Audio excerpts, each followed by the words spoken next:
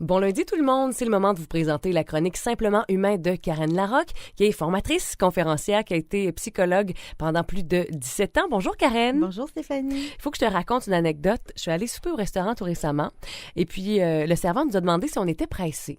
Et puis j'ai pas trop compris pourquoi jusqu'à un certain moment donné où tout le monde s'est levé au même moment pour aller payer parce que tout ce monde-là allait à une de tes conférences. Ah, t'étais dans le coin. Ben de la oui. conférence, Donc, c'était vraiment saisissant de voir à quel point les gens étaient là puis parlaient de Karen puis de la thématique de la conférence de cette soirée-là.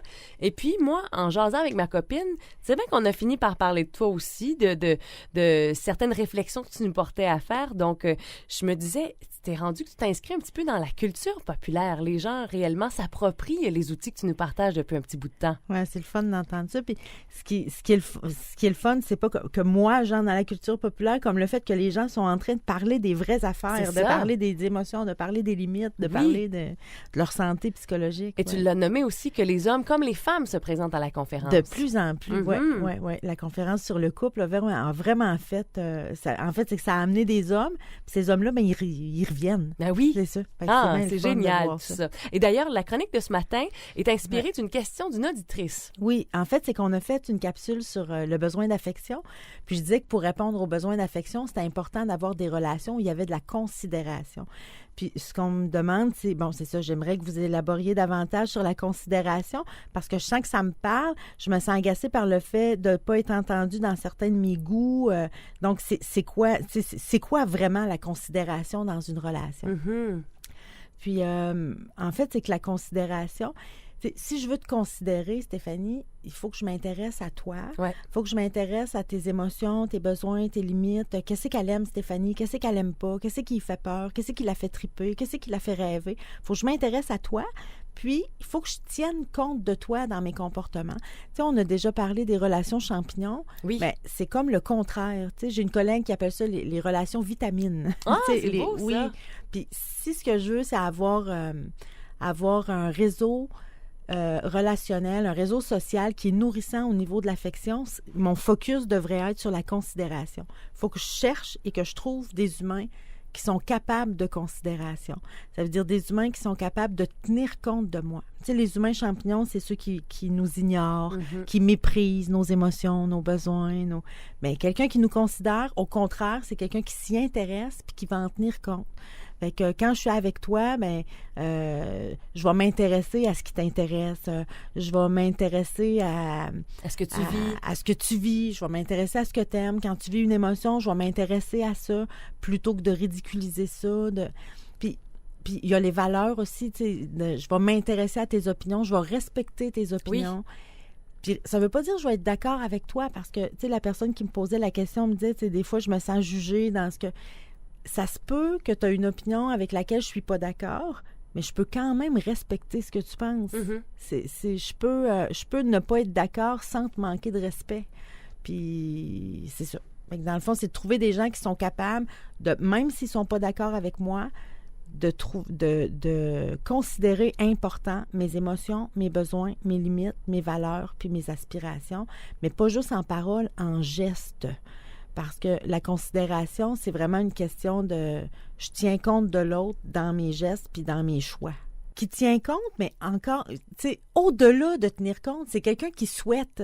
C'est quelqu'un qui tu sais, si je te considère, Stéphanie, là, moi, je souhaite que tu respectes tes émotions. Je souhaite que tu répondes à tes besoins, puis je souhaite que tu respectes tes limites. Puis quand tu le fais, je suis contente de ça. Fait que c'est ça, un humain qui considère. C'est qu'il tient compte, lui, dans ses comportements, mais quand il te voit, toi, tenir compte de toi, il est content, puis il se réjouit de ça, puis ça lui fait plaisir. Oui. Justement, tu me racontais un exemple tout récemment quand on se parlait de cette considération-là. Tu me parlais du fait que toi, t'aimes ton eau tiède, par exemple. Moi, j'aime ma bière froide, mais mon eau tablette. C'est ça. Puis, les gens qui sont près de moi, ils savent ça. T'sais? Puis comme quand je vais chez ma mère, là, si ma mère, elle m'offre un verre d'eau, elle va pas la laisser couler pour qu'elle devienne froide parce qu'elle sait que j'aime l'eau tiède. Fait qu'elle va me servir de l'eau tiède. Ça, c'est une marque de considération. Mm-hmm. Puis quand on a des gens autour de nous qui nous traitent comme ça, qui prennent soin de ce qui nous différencie des autres humains, ça fait qu'on se sent important. C'est ça qui fait qu'on se sent vraiment important. Puis ça va arriver que je vais arriver à un endroit, puis quelqu'un va m'offrir un verre d'eau, puis je vais dire oui, mais je vais dire, tu sais, je la veux pas froide, tu sais, je la préfère tiède. Puis des fois, il y a des gens qui vont me dire, ben non, c'est bien meilleur froid, puis ils vont me la servir froide quand même. Mais ça, c'est pas de la considération.